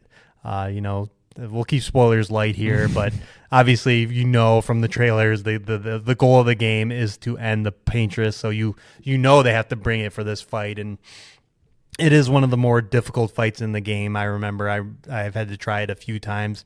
It is again, when I played it, they didn't have the restart battle option, which sucks. Yeah. So when this character would destroy me and I'd have a bad run, I'd have to go back and do it. But again, it has everything that that is an homage to Final Fantasy. Killer soundtrack, like screen-filling boss attacks, with your characters being so tiny on the screen, like really miniature for some of these attacks. And again, just one of those, just moments you've been building to that has to deliver, and it does. A multi-stage boss fight, which is really usually not the best thing, but it works here, and I definitely one of those moments where I was like, yeah, I did it. Yeah. I did Yeah, it. I'm realizing that such a big part of boss fights, and it's almost like a cheat code for Clair Obscur, is good music. Like, Yeah. it really adds so much to a fight, and so. Well, you mentioned Rebirth earlier. I think Rebirth is another one that, that gets a dude. benefit from just awesome music during the time. He's going back to Persona 5, and I haven't even played Metaphor yet, but I know that it has some excellent boss music because I've heard some of the tracks. It matters, right? I think again, it's just something in your brain, right? Like you're getting the visual feedback, you're getting the physical feedback with the controller, and then you add the music feedback. It's like, yeah, I'm all for that. I'm kind of choosing my winner on the spot here. I'm still gonna go with the boss from Wow. Metal Gear Solid. I think again, I think that game has tons of great boss fights. So for one to rise to the top out of all of them is something, So All right. you get the sticker, Metal Gear Solid. Delta Kojima gets a Snake Eater. sticker. All right. He's going to be so happy. All right.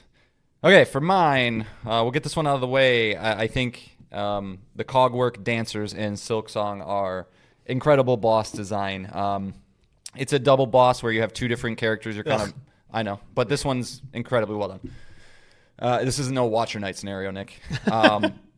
You basically are they're like cogwork machines that are, operating in sync with one another. I think there's definitely some backstory where it's like a husband and a wife type thing. And so the music starts playing. It's got the clock, like a metronome type feel. Obviously, there's cogs and stuff everywhere, but the music coincides perfectly with the movesets of the characters. And it's like every single boss fight in Hollow Knight and Souls and all that stuff, they're all multi-phase. So, despite what Nick thinks about multi-phase, I'm kind of used to them. But this one kind of goes, you fight, and then eventually they go back into like a little like area where they kind of recharge themselves. They come back, the music speeds up, their attacks speed up, so they're kind of going a little bit faster and stuff. And then the third phase comes along, and then they start like kind of operating in different sequences. So it's not like they're not doing the same movements at the same time. They start alternating, which just makes the dance itself a little bit more fun. But where this boss fight really kind of takes it to another level, and it's not even from a fight standpoint, it's like when you kill one of these creatures, then the other one goes back in and realizes their partner's not there, and then the music slows way down. You can tell that they just lost their partner. They're all like, Oh, no. they're just not even putting up a fight anymore. And you have this moment where you're just like, oh, I feel bad, but like also this is just really well done and kind of adds another element to a boss fight. It's not the hardest fight in the world, which would maybe be my one criticism of it, but it's really well done. Yeah, it is, I'm watching it now. It is neat. There's even a cool move that they do in the first couple phases where they'll like join together in the middle and then kind of do an AoE attack where I think they're basically spinning. And then when you kill one of them and then they do that attack, he just goes into the middle and just falls down slowly. Like nothing happens. But like it really adds to the feel of like, oh, he just killed his fucking wife, dude. I kind of like the idea of the boss fight has kind of its own little narrative. Yeah, it's cool. It's that's cool. neat. My Clair Obscure pick, the one that I think about, I mean, the Paintress is definitely a moment and some fights that also happen. It's hard with spoilers, man. But I think of the Serene fight probably the most throughout that game, which is the giant Axon Dancer. I think that was a really cool area. Like you see her obviously way before you fight. She's just dancing in the middle of this, like, I don't know, blown out tower, I guess. And so you kind of see her as you're walking through and fighting the mobs and stuff as you approach her. But it's a really cool lead-in as you do approach her. She takes up to Nick's point earlier about the Paintress, a large real estate on the screen. It's very pretty. There's like, a lot of particles and things flowing around. She's very fluid. And she can kind of summon smaller versions of herself and summons these big worm things that you fought earlier in the game too. Right. And the music and stuff. So, yeah. And then lastly, Lady Ethereal from Nine Souls. So this game, the best way to describe this game for those who don't really know, it's 2D Sekiro. It's Metroidvania Sekiro, very parry-based, which isn't normally my jam, but this one's done so well. And the feeling of, much like the feeling of getting through a Claire fight and you fuck somebody up and parry everything and it feels great. Like this is also that same exact thing, but it's much more dancey, which is my style of boss fight. I love those ones where you have to position yourself right and react appropriately and know what they're going to do, and they're telegraphing their moves, and you have to do that kind of stuff. So I love it. But Clockwork Dancers is my winner. Okay. Yeah. Okay. Yeah. Nice. All right. 3 more categories to go. Now we're on to best performance. First up, I have Troy Baker for 2 performances. This is our award, so we can cheat a little bit. Was he get Death Stranding too? Yes, Okay. Like, what obviously was for the end? Indiana Jones, recreating Harrison Ford is incredible. Yeah. It is to a T. Sounds like, acts like Indy. Like that is awesome. But also as the bad guy of Death Stranding 2, Higgs, who I keep forgetting about because he's not in your main party, so you're not interacting with him a lot. But man, Troy Baker must have had a hell of a time playing this villain. He's just chewing up the scenery. Just looks like he's having just a ball playing this outlandish, goofy bad guy. That's in the first game too, but it really takes it to like a 10 in this game as far as absurdity. So smiley-faced electric guitar man's the same guy as the skull-faced mask dude from the first one? Mm-hmm. Wow, I did not know that. Okay, intriguing. Just a great performance. I mean, Troy Baker's top tier actor in video games, so not surprising there. Next up, I have Aaron Paul for his role as Robbie Robertson in Dispatch. Aaron Paul of Breaking Bad fame. Is the protagonist of the Dispatch game and just kills it as Aaron Paul does. He's a phenomenal actor, and it's great to see him do other roles. He was a character in Invincible, and now he's this character in Dispatch, and it's good to see him getting a lot of love for his performance as this character. He's very good. And then finally, Have you seen Breaking Bad? no.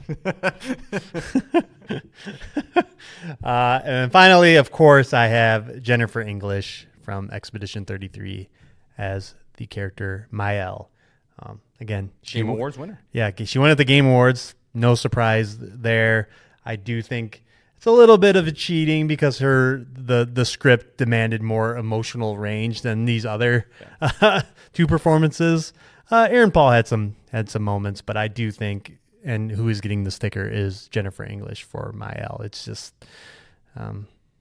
just the body of work she had to work with, the crying and screaming and all the other horrible things that happen in that game gives her a lot of range to really show her acting chops, and she kills it. And she's gonna get the sticker. That is always a tough one when you're like, it happens in movies too. It's like, well, it's a much more subdued performance because like they had to really capture the facial expressions where it's like, yeah, but he's going against like, Daniel Day-Lewis and There Will Be Blood. He gets to scream his head off and be crazy and stuff. Right. Well, yeah. But all right, yeah, good choices. So mine are pretty similar. I got Jennifer English as well for Mael. I have Troy Baker as well for The Great Circle. My third though is going to the guy that I think got short shifted a little bit. From the Game Awards, and that's Andy Serkis for Renoir in Clair Obscur. I found it a little weird that Charlie Cox got a lot of love for his voice act. It's not that he did poorly by any means. It's just like similar to my like his character never, I felt like, elevated what he was doing. It was always very like, I'm very calm, I'm very, I'm the big brother, I'm taking care of people and blah blah blah, and and things happen. But like I never really got to this point where I felt like he did. Whereas on the flip side, I think Andy Serkis, especially towards the end of that game when that character shows up a lot more, it's like you can kind of tell that some of the narrative points in the story are really affect him, and he does a great job, as Andy Serkis always does. But I'm giving my sticker to Troy Baker. I think while Jennifer English did a very good job, this, I think, is one of those examples of it's about the nuance. Like to capture Harrison Ford, to have that expectations on your shoulder, to know that every single person who's playing this game, that's the very first thing they're going to look at, and him doing the way he did, I think, is awesome. And if that game came out not last December, it might have been a little more of a discussion. But I think Troy Baker, but it's like giving the award. It's like, okay, Jack Nicholson's nominated against these 4 nobodies, and it's like, well, you want to not saying Jennifer English is a nobody, but Troy Baker's just like the guy. So, and not being nominated Was he? Well, he was nominated. He was nominated. Okay, that's Andy right. Serkis wasn't nominated. Yeah, right. Um, right. So, yeah, got to go with Indy. Yeah, I mean that would have been my second choice for sure. Yeah. It's unreal. He is so If he's you- so good If you every remove time. him from that game, despite its great locations and adventuring, it would have just lost a je ne sais quoi, like I can't. So Yeah. No, he had to nail it. I mean, obviously that's why I got the role. But yeah, you're right. That game doesn't work at all without that performance. No. So nice. All right, we'll switch it back to you. All right. What's your best character to have a drink with? All right, this is my only category where I have an honorable mention because I don't think he would be the greatest to have a drink with, but my little boy Sherma from Hollow Knight Silksong, he's the little guy that sings like he's like at the Oh, yeah. arms, and he's Yeah, just yeah. so adorable. Like I feel like I'd get annoyed with him at a bar probably after 15 minutes. Like, dude, stop singing. But he's just adorable. But I have Esquier from Expedition 33. I have him as well. Yeah, It's well, a how could you boondoggle. not want to have a drink with that guy? he's incredibly positive, incredibly upbeat. He seems funny. He's he's going to be that guy that you bring to a party and everybody wants to talk to. Did you have the cutscene where I think it's part of the story anyway? But you find out what he's full of. No. Oh, you don't? Oh no, yes, wine. Yes. Yeah, he just starts puking into a cup. Yeah, great scene. Which is a great feature if you're going to go out drinking with him. Yeah, I like too that Verso was trying to keep that hidden from everybody.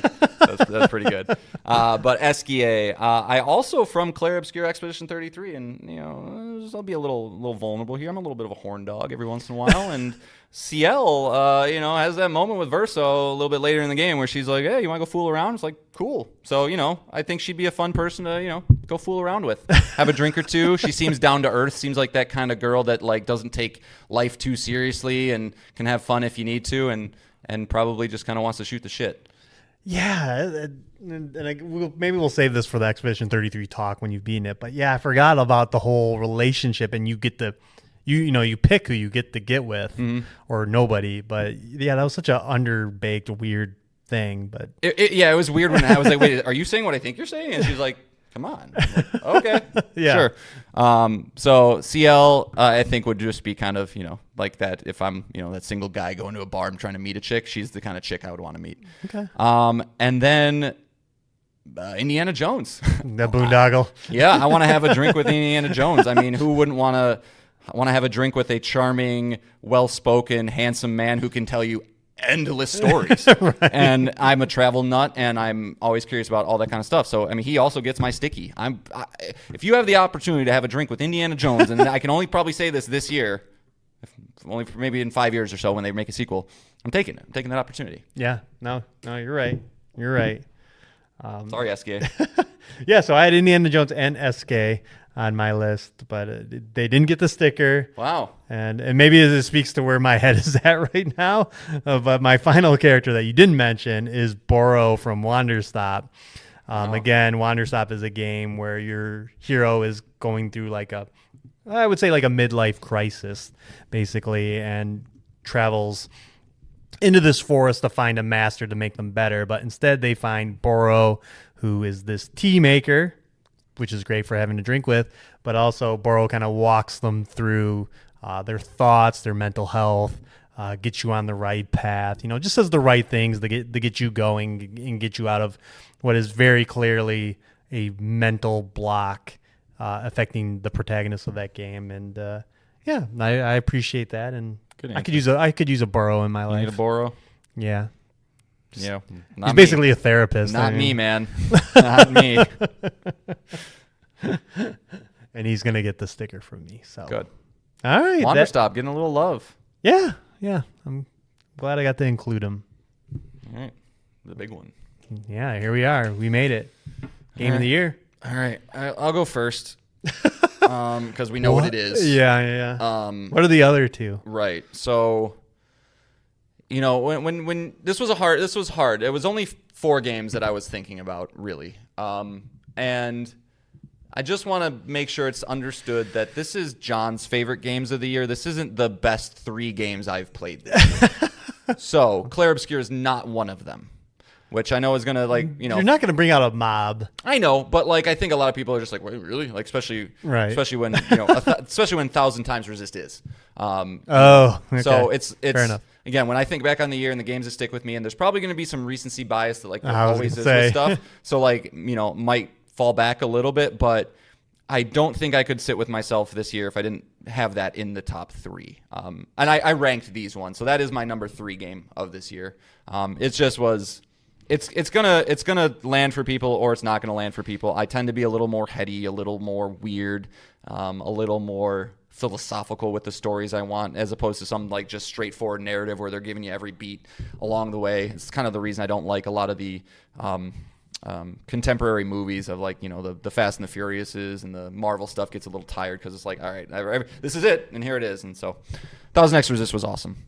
My number 2 game, and I wouldn't have had this here until I looked at my whole list, is probably Nine Souls, which is kind of weird, and I find that strange even for myself, but it's my type of game, man. It's the type of thing I look for, and so all the experiences I had this year, the Ghost of Yotes, the Alan Wake 2s, all those incredible games that do things probably a little bit better than these 2 games, as an entire pie. It's just those are what spoke to me, and so got to give that my silver, and then obviously Silksong wins.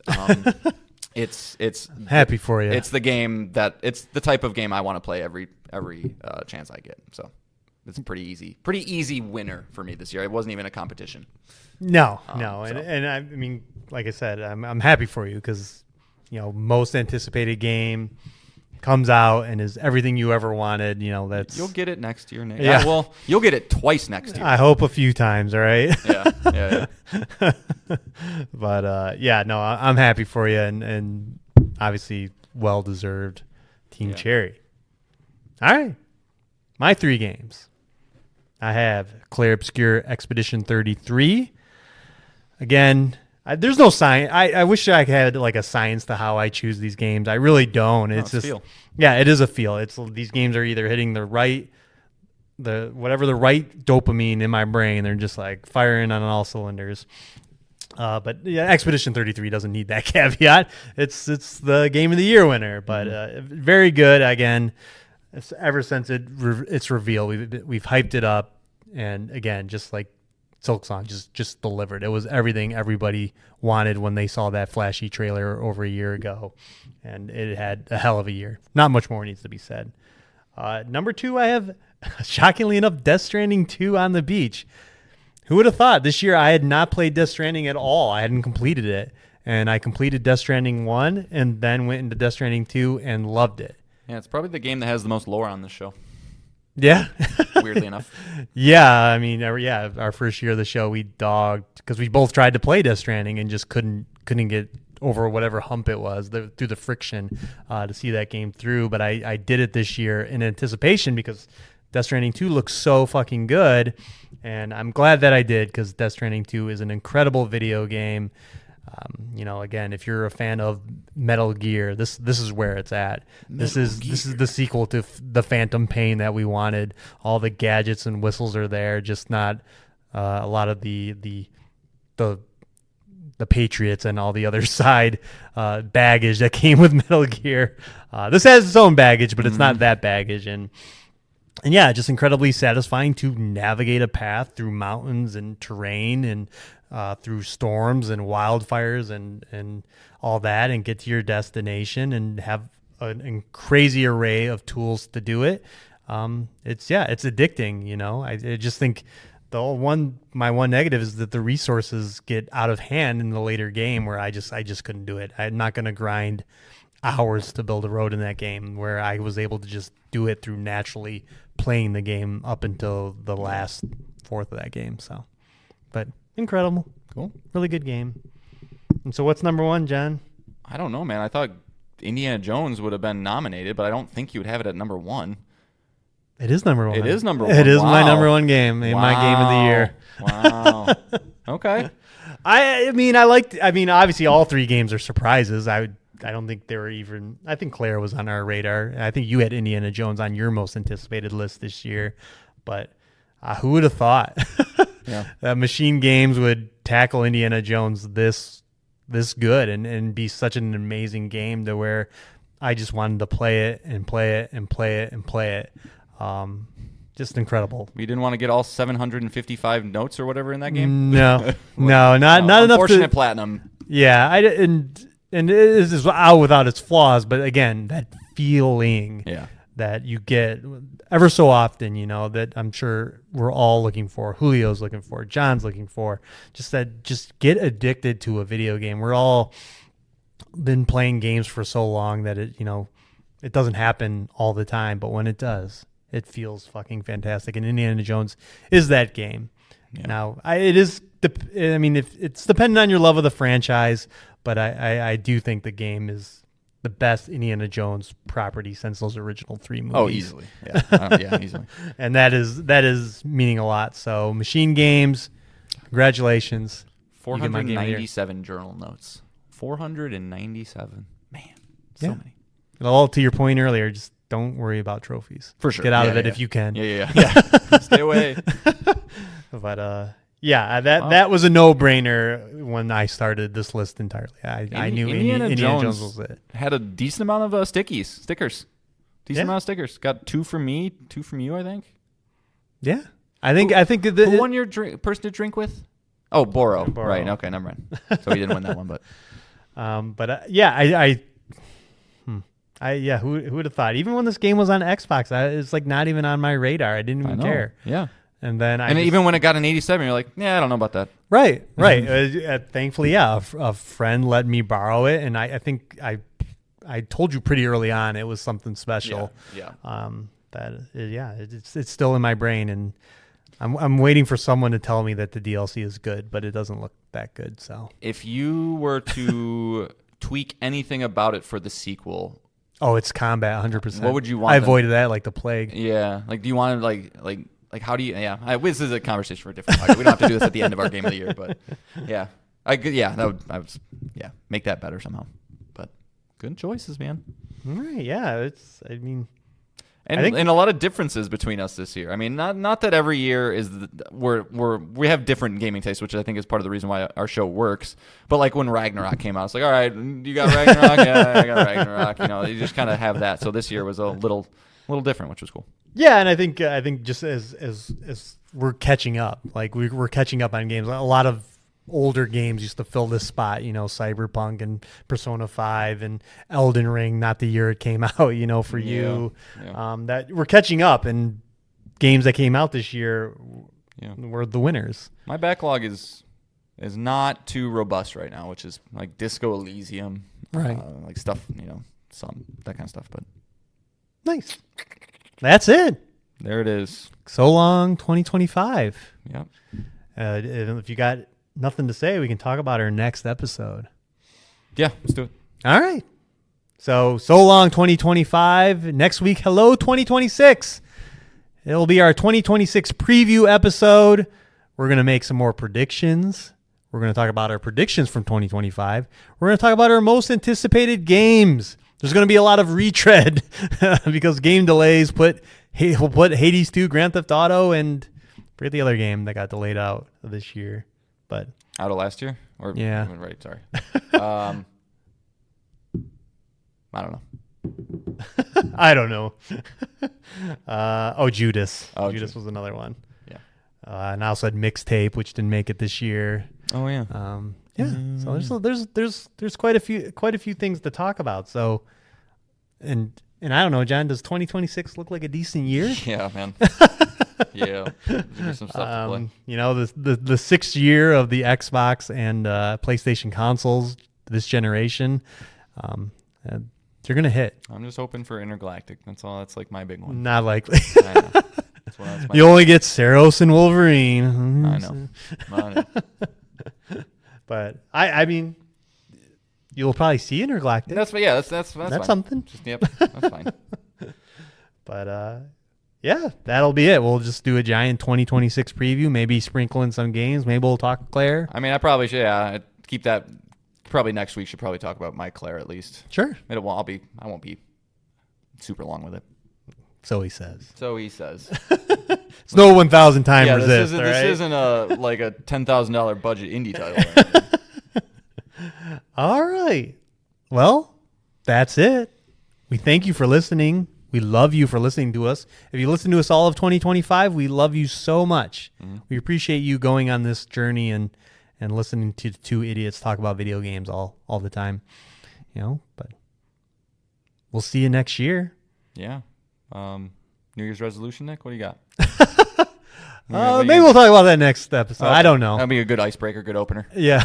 All right. See if we've already failed them 4 days into the year or whatever it is. I guess it would be 7 days. I usually don't make gaming resolutions because I'm usually doing that. Well, I always do other resolutions, but gaming wise, typically not. But because I always play enough games.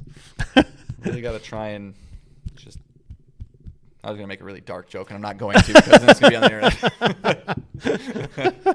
All right. On that note, we will be back next week with a huge 2026 show. We thank you for listening. We love you. See you next week. Happy New Year!